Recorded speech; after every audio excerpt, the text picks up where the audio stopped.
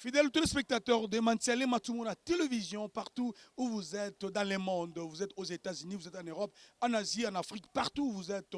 Bienvenue dans cette émission Actualité Plus. Actualité Plus, c'est votre émission qui vous relate, qui vous parle de l'actualité, donc de toutes les réalités qui se passent, c'est-à-dire en République démocratique du Congo, bana nyonso o bozali na monde entier partout bozali. Alors so bolingo boy ba vérité boza bana Congo, bozali bana IDPS, ozali mwana ya nani, olingo ye ba réalité ya o elenga na mboko na biso na Congo awa, kozapete c'est toujours na Mantiale Matumo na télévision, hein, TV na bino Oyo avec les boss Mantiale Matumo na nzete ya mbila bazo kate zo kola. Alors actualité puis c'est un autre masolo politique, ba vérité Oyo et les Karanamboka na biso République démocratique du Congo. Alors les lotos oyamba auto bengi sympathisants, il y a IDPS tozo lobela moi na mboka c'est-à-dire excusez-moi na tozo beta masolo mboka sur destination, il y a auto bengi il y a président Seni ti le na mboka to poser problème.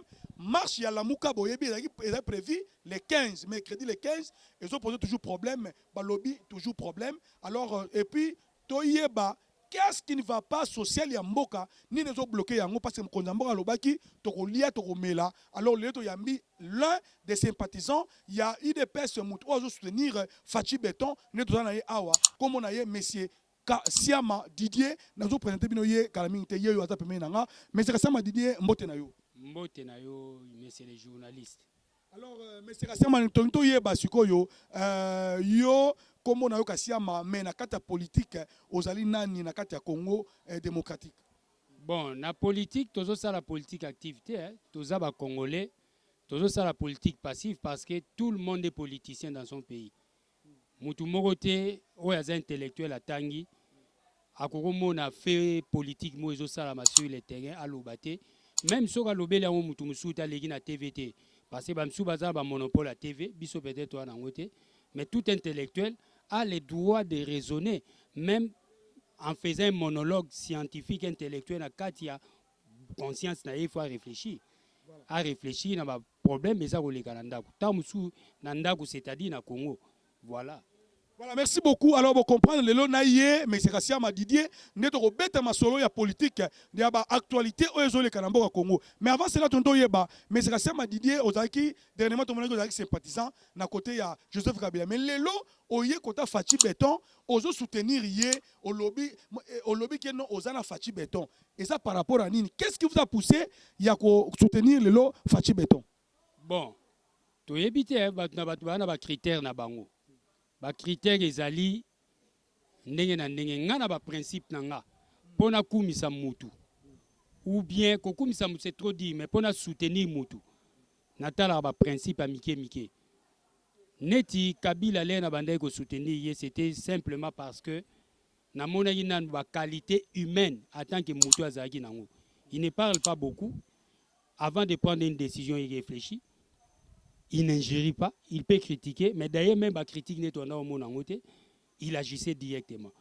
Et notre fandi Nathalie, notre monipé, la période il y a 2017, 16, 17, 18 pour qu'il y a une élection, na bandai ko luka bon, Kabila komi mutasuka, il y a donc mandat na komi na suka, na ko soutenir nan, na zayi na candidaté. Mais quand on a fait après 1000 réflexions, Nathalie ba scène politique n'engé ba politicien banda oleka, j'ai pensé à Fachi, na monaki ndenge azalai ko salela, même ba collègue na école parce que naza enseignant, to banda ipe ko partager na bango, na monaki ke ba qualité mususu Fachi za nango, ba ndenge mo na Kabila. C'est-à-dire calme, il n'a jamais injurié. Par rapport à mona Mobutu lelo fini na butu lobby omoni Mobutu a réagi na kangi conférence nationale à Saliboé Fachi azala ba qualité wana. Alors pendant période wana 2016-2018 na tika ko landa ba conférence de presse na ye na landi na émission na mona que c'est un monsieur à soutenir na ba idée na yazaki nango et puis na ba projet na yazaki nango et puis il n'a jamais injurié. Par rapport à Netozo, Pantin, ceci, cela, il n'a jamais qualifié quelqu'un d'eux. Il n'a jamais taxé quelqu'un d'eux. Alors, Makambo Yaye. Voilà. Voilà, il n'a jamais injurié. Ça, ce sont des propos de M. Kassia Madidier. Alors, il est là, il soutient M. Béton. C'est comme ça qu'on l'appelle, M. Fachi Béton. Alors, partout où vous êtes, je vous dis un grand merci. Toto Béton Masolo. Alors, question dans la Zanini. Par rapport, il y a Fachi Béton, Bana du pouvoir, Azolaka, Bana Mboka, Bana Congo, vie sociale, économique. Alors, vous êtes économiste de formation. Alors, les lobos social, Fachi Béton, Azolaka, tu combien à niveau? Est-ce que les lobos tous un espoir que vraiment congolais à sepelana social il y a une période de na mandat Fachi Béton to nengeni bon na ebité même nzambe ta muso ava pambola banda na vision alobaka maloba nanu nde toloba maloba mute bandaka mokili bandaka te bandi maloba kaka projet et maloba e bandaka na makanisi na ebité Fachi azali na pouvoir te Ayekoya, il n'a pas fallu promettre, d'abord, c'est ce que moi je demande aux gens. Baïb Sabiso, pour il faut présenter un projet de loi. Fayoul a présenté un projet de loi. A Prometa, Kabila Prometa, Moïse Katumbi a promettre. Bon, il y a promettre comme il ne s'est réalisé à cause. Je ne pense pas. Donc, nous sommes abandonnés la parole après réaliser. Mais la réalité terrain est en train de monter. Nabanda, on a besoin de promettre à Bana. Okoko promettre momoni réalité sali ba futiote mbongo satanda inango imprévu ndabweziki eloko boyekei c'est ça la réalité Fachi azokutana ngo sur le terrain pour nga personnellement ba bato bazo soutenir na koloba na bango na ba ba soutenir yete ba potentiel partisan na ye na kosenga ke bazala patient peut-être na kati émission tokoyoka par rapport à la réalité mais je crois que Koloba promet à réaliser à cause, je ne pense pas. La promesse n'est pas égale à réaliser directement. Entre la promesse et la réalisation, il y a toujours un écart. Il y a toujours un écart. Mais en réalité, alors, M. Didier Kassiama, il avait promis que Bablore Okita, Loso, Nini, Soso, il est là, côté de réunion, le bio non, société okita, opérateur économique, promettre okita biloko, mais il est là, population, babi, il est là, le kiti karaté. Alors, pendant que le président, le réseau okita, pourquoi le kiti? Bon, ngai na oloba boya tant qu'économiste, batebele bakanisa ke soki a sali droit, à l'égine na teva lobby constitution lobby boy constitution réalisée, c'est faux. Tout dépend, même l'histoire d'un pays dépend toujours. Tout le monde va le Karl Marx, l'histoire ya mokili mobimekende sur base yaba fait économique, ba bien, ba richesse au bozanango, ba blogo tout. Fachi a coûté na ba réalité mogo, même mutoyo aza aveugle, a comprendre on so ba beteli en watali so, la zo monate mazoyoka. Économie na biso 90%, 90%, ils ont contrôlé banane. Batangi na un banquier congolais. À part Kindwe Lumba ou Teka banque na Ebik. À l'époque de Mobutu, on avait combien de banquiers? Doko Lazareka banquier. On avait combien par exemple d'hommes d'affaires? Toko bandotanga ba on a atana misapi toko tanga bandombazi, ba Kisombe, ba Moïse yo famille Moïse, ba Bemba. Mobutu avait des gens sur qui il pouvait compter. Mais bon, il y a le régime Eleki, il y a 32 ans. Il y a 18 ans, donc 50 ans. Batiki et Logoni sur le terrain, sur quoi Fatia Kokoro Babon, Lelo a démarré. Il faut Bandako reconstituer. Je reconnais Kabila la force d'avoir reconstitué les institutions. Mais laissons le temps Fati de reconstituer l'économie. Économie exacte, 90% à contrôler dans l'étranger. Nengo Ucholoba, histoire c'est gelé, to vivre. Sur le terrain, est-ce que tu peux comprendre même ceux qui la douane ou les douanes congolaises sont les plus chères. Mais tu peux nous dire que et l'or sont même à $7 et au comme à $100, $110. Même ceux qui battent la taxe, alors que ces gens-là bénéficient d'exonération. Je ne pense pas. Et Bayebi et l'or ont joué à Wezali terrain et ça oligopolistique, c'est-à-dire il y a un groupe de commerçants qui contrôlent le terrain, qui freiner l'action. C'est simple. Donc ils sont contre le président de la République. Tout à fait. Yango Bisozo Sengaye a formé une classe, pas politique, mais une classe économique ou une classe de commerçants oyo bakoko lelo ko soutenir ba action ya non seulement président mais bako soutenir économie ya mboka na biso. On n'a plus d'économie. To landa Julien Paluka à l'époque de Mobutu, même so ba Mobutu a beaucoup fait. A plus sur le terrain fait beaucoup plus d'actions que le président Moussous. Mais total à Mobutu a joué au départ 9 000 et quelques sociétés, 2 milliards de réserves dans la banque. Kabila a eu combien? Et Tshisekedi a eu combien? Même si Baba réserve à 1 milliard. Par rapport à un grand pays comme le Congo, ça vaut quoi? Ça vaut quoi? Mais alors, dernièrement, au président Kabila Lobaki, si j'avais 15 personnes seulement, mais Batouana Oyo, les mêmes personnes, on va travailler qui na Kabila. Balobi Batou Oyo, côté na Union Sacrée, Oyo, bazo travailler na Fachi Beton, et ça comme même personne. Raison pour laquelle Batouana peut on dirait l'unité, avancement, taux de développement, il y a Congo, bazo bloqué, l'action à chef de l'État, mais c'est dit récemment. Bon, ce qui est vrai, Ezanine. Mboka na biso tozana ba problème ebele. Ndengo utolo ba problème social et ali, problème politique. Un peuple ne mérite que ce que vaut son personnel politique. Personnel politique n'a besoin nini. Est-ce que l'homme politique congolais en 1960 et en 1900, il y a 2021? Je ne pense pas. Donc, bata rebelle Zagoboma. Kabila a dit effectivement que s'il avait 15 conseillers à bien, c'est ce qui prouve que Fachi a les mêmes problèmes aujourd'hui, avec les mêmes politiciens. Mais je ne peux pas dire que tout Batouo Baouti na Union Sake Bahamabe. Il y a des gens qui combattaient même Kabila au sein du FCC à l'époque. Voilà. Donc, problème Ezali, il y a d'abord, l'économie n'existait pas. On doit refaire l'économie, les bases économiques. Et en plus, nous souffrons d'un manque criant du personnel politique honnête et de bonne loi. Voilà. Voilà, merci beaucoup. Alors, on va comprendre déjà que on est aquí premier point, il fallait développer dans l'émission Oyo. Mais alors, deuxième point, je l'ai annoncé au sommaire de cette émission, nous parlons, il y a marche, il y a la Mouka Oboyebi, actualité vraiment récente. La Mouka, il fallait à marcher mercredi 15 septembre. Mais Balobi, Baboy, marche, il y a la Mouka, to yebite pona nini, parce que IDPS, ils ont parti, Balobi, ils ont parti, il fallait prôner démocratie dans mboka oyo et ça parti oyo ça la marche ebele mais le IDPS a le pouvoir.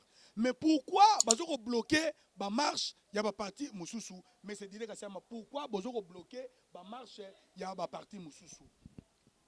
Je ne pense pas qu'il y ait un blocage. Na mboka nyoso hors des alaka. CNRD ya Papa Mboso et le au marché les 15. Unana, et le au marché les 15.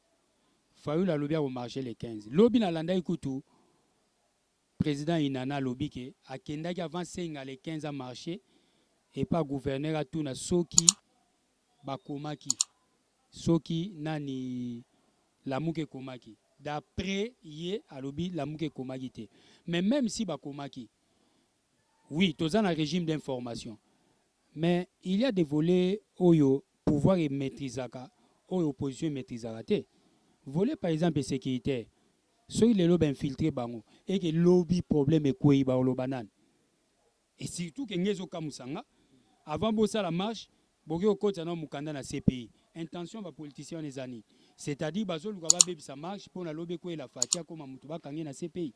Moi je pense que je ne suis pas contre, mais du fait que déjà démarche na bango zaiki déjà mabé que ceux qui les lo ministre intérieur interdit ou bien gouverneur de la ville interdit.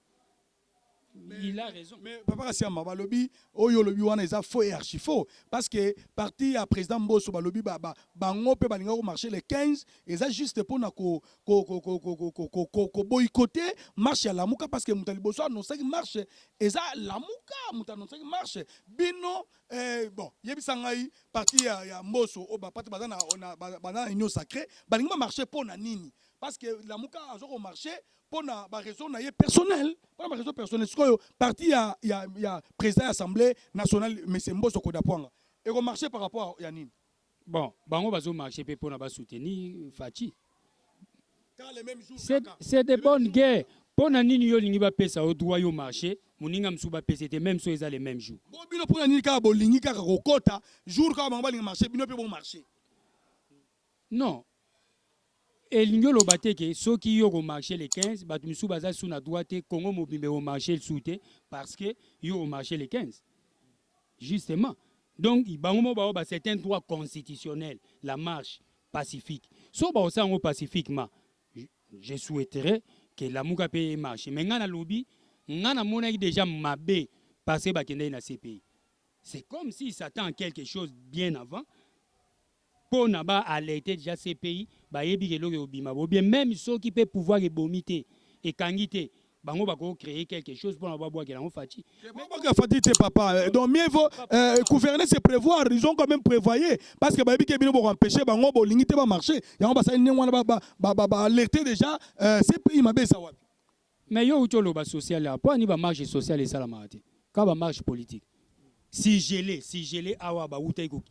Fatiazo Bundana Yemoko, n'a moni sur la scène politique, aucun politicien, pas quelques membres de l'Union Sacrée ou bien l'Union Sacrée nous soutenir. Aucun, même pas nous les peuples, tout marché, tout le baquet. Non, bah indo-pakistanais, bo exagéré, bo kitisana nous, biloko na bino, tout ça la marque de tout le monde en Bénin, ba Côte d'Ivoire. Rien. Marche zaga politique. Donc, tu as dit que non, Mbossa les droits, ils ont les droits. Mais quand on a des démarches na bango zagi mabe, so ba senga qui ba marché. Ba tikatina, tout le monde a pu battre à la veille ba autoriser bango alors que un jour avant ba pekisaki. Il a fallu baser la bango ba kende na CPI pour année. Quelle intention et même qui ba on a CPI. Voilà, quelle intention? Alors, juste donc na souka, to chité na mission, mais Hollandi pe balobi pe perdre bazo soutenir marche à la Muka, na sur Hollandi yango, balobi bango pe ba marcher ensemble na la Muka. Alors réaction ni oyoza na yango parce que moni pe perdre ko côté, comme sous côté mupanza la Muka. Bon, politique et ça en dynamique hein. Les autres goza na boye to inani, lobby to yokani tout ça. Ngana zolo bango c'est des bonnes guerres. Mais PPRD sera salié dans la Mouka, moi je regretterais énormément. Moi j'aurais souhaité que PPRD revoie le terme à contrat dans Bangona Union Sacrée. Parce que jusqu'à preuve du contraire, Fati Moutazana a pouvoir, na l'obité qu'il va soutenir Fati. Mais Bango, sur base de la réalité, va vivre dans le pouvoir. Il ne fallait pas ou il ne faut plus. Basa la politique, ou les politiciens, tout ça. Faut la cause à continuer à pouvoir. Mais bon, bah moni il pouvoir. Il a fallu basa un peu plus net, basa net forcément centriste, baye baraso qui fait ça na raison bien. La moukia na moi tort ko sangisa et ce n'est que comme ça bah qu'on récupérer pouvoir na bango d'une manière ou d'une autre. Mais pour le moment, moi je pense que c'est ce qu'il ne reste pas soutenir la mouka.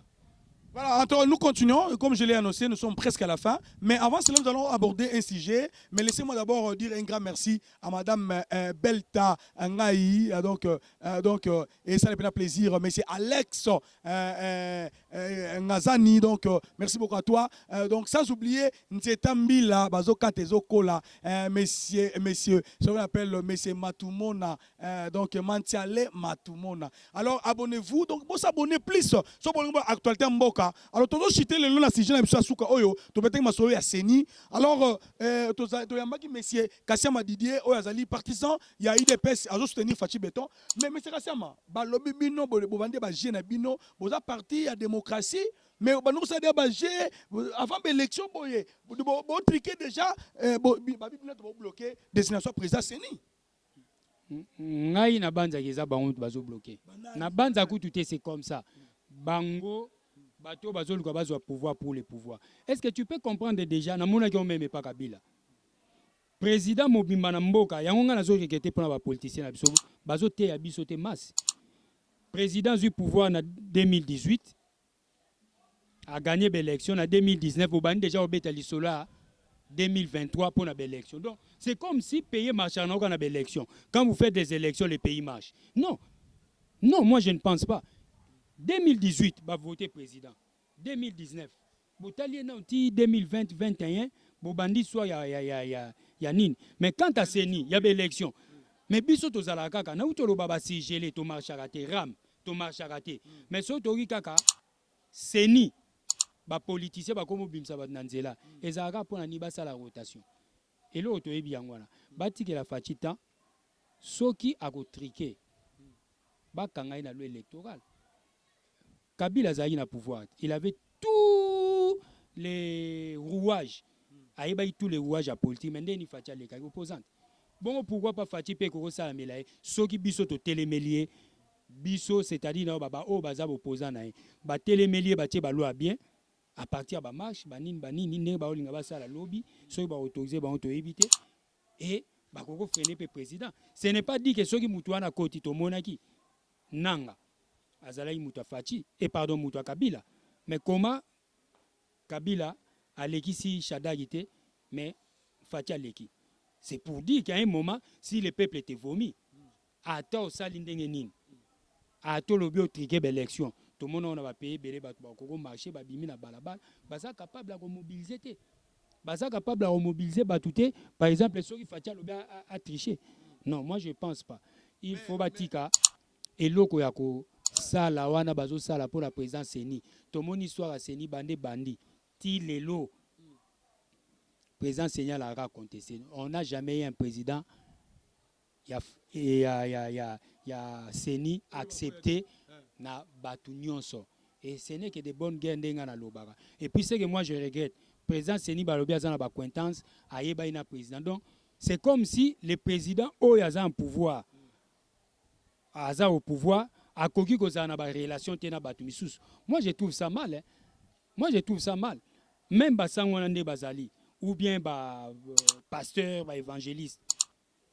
Le fait que Bazali a une relation avec Moutuboy, Moutouana Goza présence sénité. Mais balobi bino bo banga déjà balobo bibo so banga ya deuxième mandat est-ce que yo pe nous apena sire hein bana poto bola na pena masolo oyo bana États-Unis babi bata fachi bazo banga babi deuxième mandat nire bo banga bo po so deuxième mandat te bon omoni hein batu bazo baga même social mais tozo tambola pe na Kinshasa batu poto ba yebango tozo tambola pe na Kinshasa to omona nazo yebisa batu poto omoni ka phénomène IGF. Bana mikem suba komi ko se surnommé IGF na kati ndako. Yem ta surveiller tout. IGF. Ezali déjà un pas pour na Fatima kasi batu ba omona ke avec ce système de contrôle. Nandenge contrôle parlementaire ezozonga. Donc mboka et koko marche bien. Supposons que lelo Fatia Bzui Senya Pessi. Fayoulou avec ce système, vous croyez que Fayoulou ou bien Moïse a hôtel Msamboko soki contrôle exacté. Moi, je pense que tout ça, tonneau de Danaïde. Tonneau de Danaïde et Anine. Tonneau de Toboga, na sebo boga ma et bimana. Donc, tant que Togo Lexa 10 présidents, 30 présidents, ceux qui ba structure en boga to fandi si en otende na utoloba. Économiquement, nous ne sommes pas forts. Sécuritairement, politiquement, tout ça, na division. Ata to teba président Seigneur ngo Jésus aye. Na ebité so ba luka bébé outi maternité na lisumuté, je ne pense pas ça. Donc, Batika, président, a travaillé, tout zélati 2023, tout zélati. Basa la rôle na bonne opposition. Mais basa l'opposition, moko, loi, honnête, et ça la NT. Total à ceux qui n'ont pas gagné, mais moi je pense que déjà, Fati a engagé déjà, moi, point belé. Na ba domaine na uto tangelo notamment IGF ninga zo bundana ba opérateur économique soka longe loko wana na banza ba politicien ba zangi loko olobo sur le plan social.